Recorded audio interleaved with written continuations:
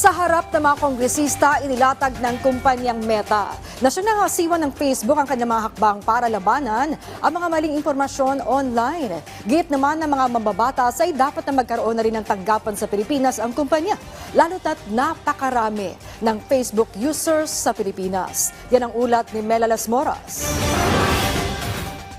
Sa ika-4 na pagdinig ng House Tri-Committee ukol sa paglipanan ng maling impormasyon sa bansa, lalo na sa social media, tiniyak ng kumpanyang Meta na siyang nangangasiwa sa Facebook at iba pang sikat na social media platforms na may mga hakbang na sila para masugpo ang fake news, disinformation at misinformation maging ang mga scam online.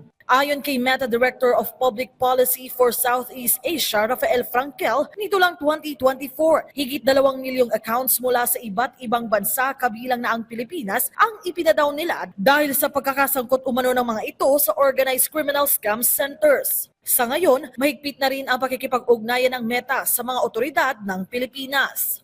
We have a three-pronged approach to how we treat misinformation. Number one, we remove the most harmful misinformation that can lead to offline physical violence. Number two, we reduce the distribution of misinformation if it is found to be false by one of our third-party fact checkers, and then we will reduce that misinformation on our platforms so that people are less likely to engage with it. And number three is we seek to inform. If people have engaged with misinformation on our platforms, we want them to be informed that they have indeed done so. Gayunman sa talakayan, nadiskubre ng mga kongresista na wala palang opisina sa Pilipinas ang Meta, bagay na nais nilang matugunan. Ito ay sangalan na rin ng accountability at mas mabilis na pagtugon sa mga problema sa Facebook sa bansa. For us to craft meaningful legislation, we have to take into consideration the fact that there is no legal entity here. There is no baseline legal responsibility within the Philippines. There is no Meta-affiliated entity within the Philippines. And that's what I believe makes it hard. Sa isang punto, nabusisi rin ng isa pang mambabatas kung may responsibilidad ba ang Meta sa mga post ng kanilang users, mapa-ordinaryong post man ito o kaya'y mapanira at hindi naman totoo.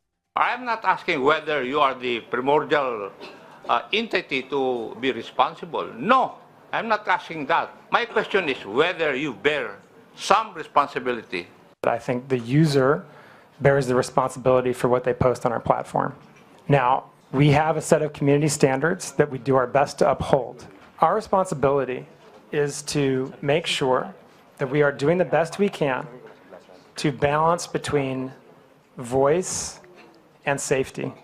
Kabilang naman sa iba pang humarap sa pagdinig ang mga vloggers at ang mga opisyal ng DOJ, DICT, NBI, PNP, PCG, COMELEC at iba pang ahensya ng pamahalaan. Dumalo rin ang dating vice-presidente at media personality na si Noli De Castro. Gate ng TRICOM, sisikapin nilang makabuo ng mga bagong polisiya sa lalong madaling panahon para mapagbuti na ang pangangasiwa ng mga social media platforms sa bansa.